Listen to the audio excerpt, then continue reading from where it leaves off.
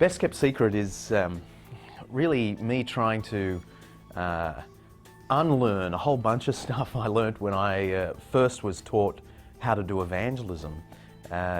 When I first became a Christian at 16, I had absolutely no idea that I was meant to be embarrassed about being a Christian.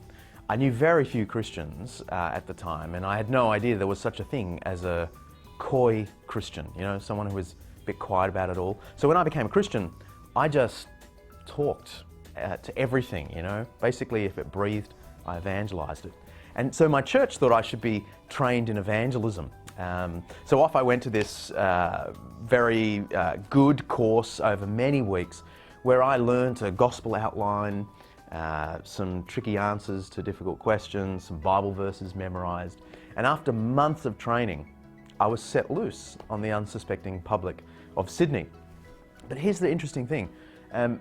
Though I was more trained now, my natural love and ability to actually talk about my faith seemed to evaporate.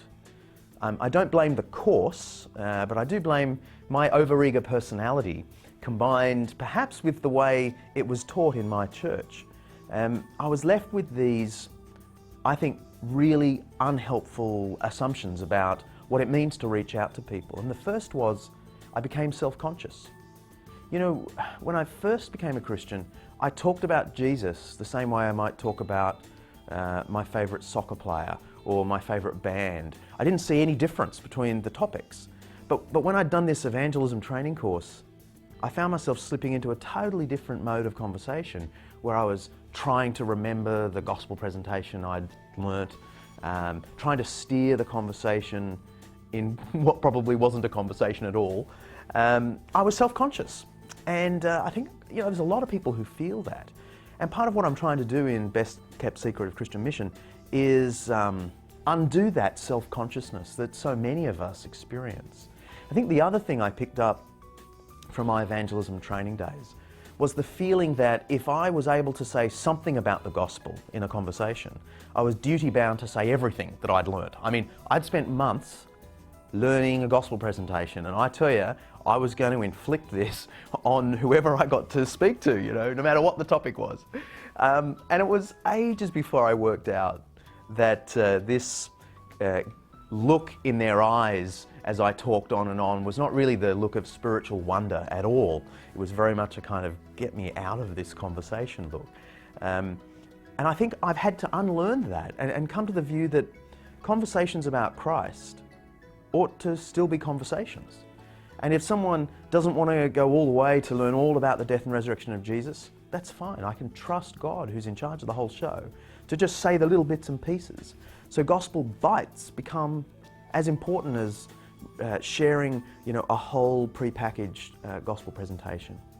Perhaps the third and most serious mistake I picked up from my early evangelism training days was the feeling that reaching out to others was entirely a verbal activity, that the whole sum of promoting the gospel was proclaiming the gospel. Now, don't mishear me.